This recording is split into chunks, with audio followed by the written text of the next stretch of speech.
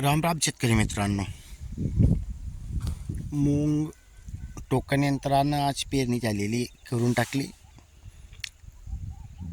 तसं काल करणार होतो, पण बायोडायनेमिक कॅलेंडर बघितलं तर 3 तारखेच्या मुहूर्त होतं, तर त्यामुळे आपण ते राहू दिलं आणि आज आपण पेरणी करून घेतली.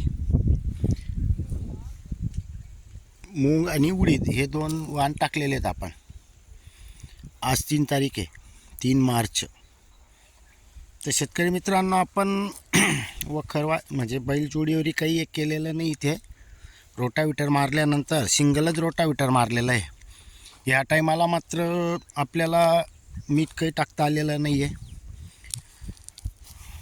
सिंगल रोटा मारून दुसऱ्या वेळेला ज्या वेळेला रोटा मारणार होतो त्यावेळेला टाकणार होतो आपण, पण आपल्याला काही तेवढे घाण वाटली नाही. म्हणजे दसकट आहेत ते तर राहणार आहेत, त्यात काही हे नाही, पण आपल्याला काही बारीक न करता बुवा दसकटमधलं जे माती असते ते निघून गेलेली आहे. आणि जमिनी अशी गागर जागला पडून गेला, त्याच्यामुळे राहिलं मीठ टाकणंही राहून गेलेलं आहे. आता आपण पाणी देतो आहे, तर ज्या दिवशी आपण हे ओलं होईल त्या दिवशी मीठ पण टाकून देऊ.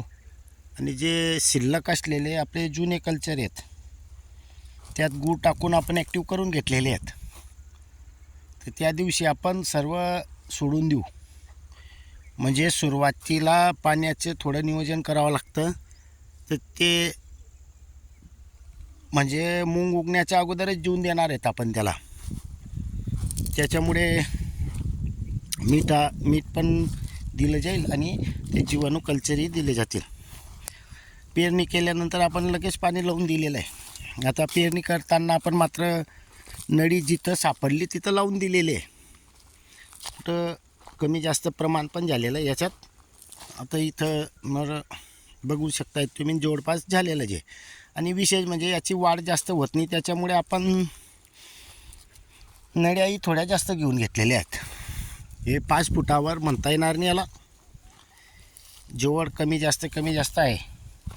तर त्यात विशेष म्हणजे आपण आता बघा, एक इथं टाकले आणि इतकं अंतर सोडलेलं आहे. हे पण आपण अंदाजे नळीच्या साईडला चालवलेलं आहे टोकन यंत्र असल्यामुळे. एक इथं आणि एक इथं अशी मुगाची पेरणी करून दिलेली आहे. आता याला मात्र आपण उगण शक्ती झाल्यानंतर पूर्ण नियोजन म्हणजे फवारणीचं पूर्ण नियोजन करणार आहोत.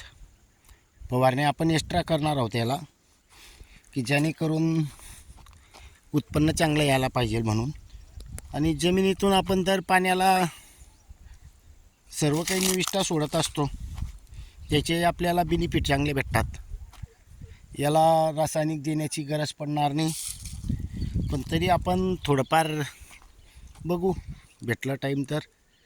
पण तसं शक्यतो याला गरजच नाही आहे. और ऑलरेडी आपण या जमिनीमध्ये जे काही आहे ते आपले जीवाणू ते अन्नद्रव्य पूर्ण पोहोचवतील, त्यात काही शंकाच नाही आहे. तर शेतकरी मित्रांनो, आता पाणी देणं चालू आहे. 3 दिवस पाणी देऊ. नळी हलवण्याची गरज नाही याला, कारण आपण जोड पेरलेलं आहे. आणि पाणी बरोबर आता जास्तीत जास्त 1 तास पाणी दिलेलं आहे. तोपर्यंत इतका चट्टा वल्ला झालेला आहे. आणि हे पूर्ण वल्लं व्हायला 3 दिवस आपण याला प्रेशरनं पाणी चालू देणार आहात, की जेणेकरून आपल्याला नळी उचलण्याची गरज पडणार नाही. बघू उगण शक्ती झाल्यानंतर पूर्ण नियोजन सांगणार आहोत. धन्यवाद.